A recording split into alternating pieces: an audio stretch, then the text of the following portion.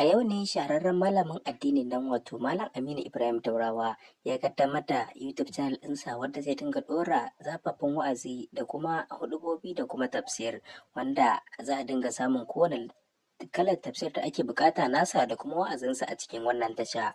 Babu shakka aiwatar da haka ya yi matuƙar farantawa masoya wannan malami rai domin kuwa suna cewa dama kuwa neman abubuwansa yana zame musu wahala. Ku ci gaba da bibiyan mu a wannan tasha. Masu sauraro assalamu alaikum, barkanmu da wannan lokaci, barkanmu da jimirin sake kasancewa da ku a cikin wannan tasha ta mai ɗan albarka wato Katabi News TV, tashar da take kawo muku zafafan labarai da rahotanni. Kada ku manta ku danna mana subscribe, kana ku danna mana alamar ƙararrawar sanarwa domin sanar da ku da zarar mun ɗora sababbin shirye-shiryen mu. Mun gode da ziyartar wannan tasha ta mai ɗan albarka. Ku ci gaba da bibiyan mu domin jin labarin da muka zo muku da shi. Safiyar yau ne malamin addinin musuluncin nan wato Malam Aminu Ibrahim Daurawa ya kaddamar da YouTube channel ɗinsa wadda zai dinga ɗora wa'azuzzukansa da ma tafsirai da ma kuma wasu faɗakarwa da kuma amsar tambayoyin da masu sauraronsa suke tura mai. Babu shakka faruwar wannan lamari ya yi matuƙar yi wa mutane daɗi ƙwarai da gaske, domin kuwa ɗaukacin al'ummar masoya wannan malami sun nuna farin cikin su ƙwarai da gaske akan haka, dan suna cewa wani lokacin idan suna neman wa'azuzzukansa ko tafsir ɗinsa yana kasance abin wahala a gare su, domin kuwa babu YouTube channel ɗin da direct za su je su ɗauko shi.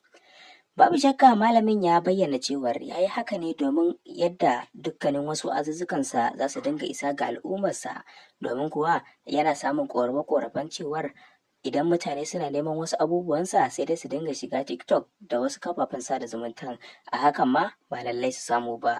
Amma wannan malami ya alkawarin cewar dukkanin wasu wa'azuzzukansa da tafsiransa da suka kasance already suna zagaya a wajensa, ya yi alkawarin cewar zai ɗora su a wannan YouTube channel tun daga lokacin da aka fara har zuwa kuma lokacin nan da ake ciki. Wannan YouTube channel dai ya kaddamar da ita ne a safiyar yau a wani gagarumin lecture da ya ce a wani babban masallaci da ke cikin jihar Kano, yayin da yake cewa wannan YouTube channel ita ce wadda idan mutane suka yi sacin ɗinta suka danna mata subscribe to babu makawa za su samu dukkanin wani wa'azinsa da suke bukata. Kada ku sha'afa, wannan na zuwa muku ne daga tashar ku mai farin jini wato Katabi News TV, tashar da ta saba kawo muku zafafan labarai birni da ƙauyuka da ma na ƙasashen waje. Kada ku manta ku danna mana subscribe, kana ku danna mana alamar ƙararrawar sanarwa domin sanar da ku da zarar mun ɗora sababbin shirye-shiryen mu. Mun gode da ziyartar wannan tasha ta mai ɗimbin albarka wato Katabi News TV. Ku ci gaba da bibiyan mu domin jin zafafan wasu labaran.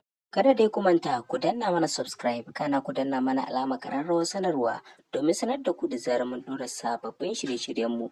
Mun gode da ziyartar wannan tasha ta mai ɗimbin albarka.